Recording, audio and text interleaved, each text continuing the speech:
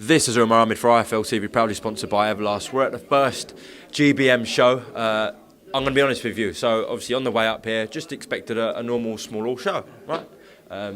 What a production this is! It's unbelievable. I was just saying to Johnny Nelson, it feels like I'm at a Matchroom Queensbury or Top Rank show. The lighting, the atmosphere, the food. How did this come about, Izzy? I just thought to myself, if I'm going to do it, I'm going to go big.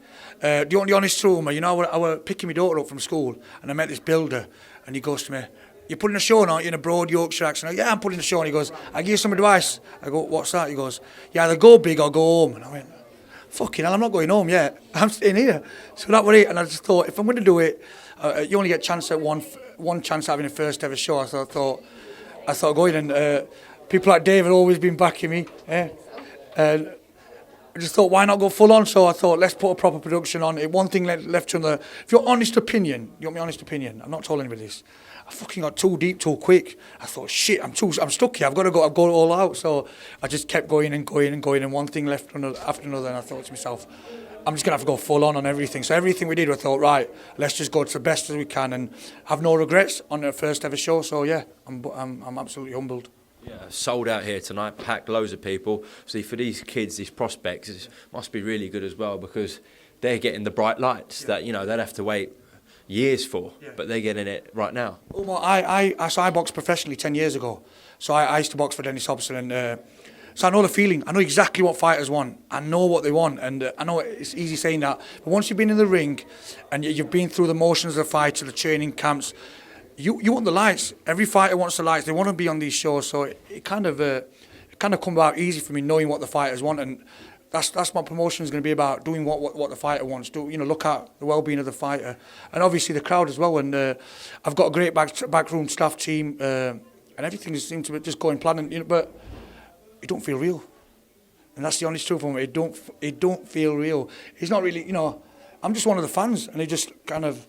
One thing left after another, and I'm here. I'm thinking it's going to sink in once I've gone home and it's all done and dusted with it. It'll probably sink in what I've kind of done, but I'm just buzzing with it, and I'm loving everything about it and all the fighters. I've got a cracking card on it as well. So yeah. How are you going to maintain this? Well, we've got a couple of dates already lined up. So I've been approached. I said this about 6 weeks ago. I've been approached by somebody in the Middle East to do something on this kind of level, somebody I've a working relationship. So I spent 4 weeks on the Amir Khan Billy Dib undercard in Jeddah, and I managed a group of lads on there, and that what really kind of got me motivated to get into this and get into promotion management. So we've got a few dates lined up already, but I'd rather go with smaller numbers but quality shows, really pack it out, give the fighters exactly what they want, instead of saturating it and putting shows on every 6 weeks where I feel it's hard for the fighters to sell. So that's the plan. I've got a great financial backing. I've got some good contracts. I've been in business for 25 years almost. So I think the combination of being an ex-professional fighter and having 25 years of business experience is a great combination to I think do all right in this promotion game. So what is the project or the plan in terms of the cards you're going to put on, the fighters that you're going to sign, and what level kind of fighters you'll be looking to work with? Is it going to be traditional small hall shows? Are you open to working with anyone? Listen, I'm open to work with anyone. And listen, Umar, I'm involved in 2-3 good businesses. I would not be involved in this if I didn't believe I were going to create world champions. Wow. Straight up, if I didn't think I could do it, I've been around boxing for 20 years, so people say, "Oh, what's he fucking know? Yeah, what's he know?" Listen, I've been in it for 20 years. I boxed my first amateur fight in 2003 or 2004, so I've been around it for 20 odd years, and I've learned a lot over them years. So I'm going to use all that experience to be more involved in the game. It's experience involved in businesses, and give it a good crack. And I'm going to go as far as I can. And if I said to you, I don't want to have world champions, I'd be lying to you. So, it's going to be hard. It's a cutthroat business, and it's some brutality. And you know what? Every time you say boxing promoter, I was having fighters come up to me saying, "Oh, you are going to pay us." And I'm thinking, what world have I got into? It's fucking madness. Even on this, matching this show, it was so hard. I learned so much, but I've had some great support.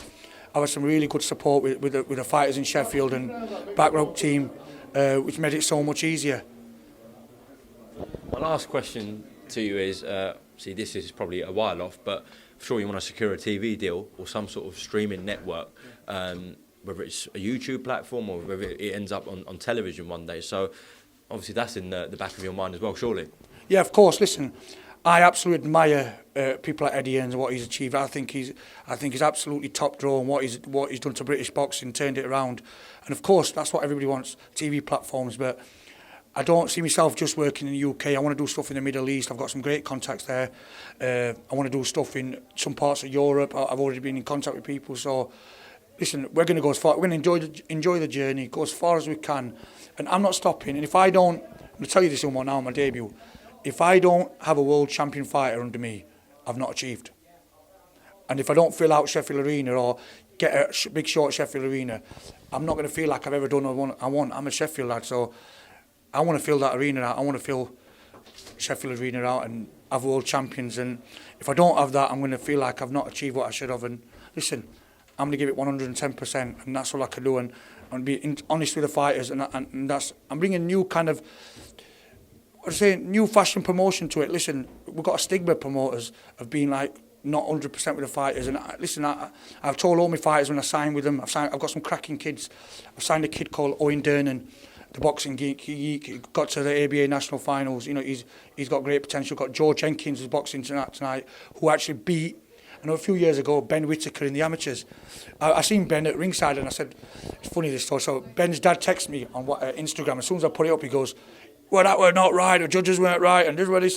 And I bumped into him at, where was it at? The Mia Cornkel rupture show, and he was just like, I said, listen, I didn't mean no offence, but got Frack Ali as well, who's just boxed today. Fracco is 3-0.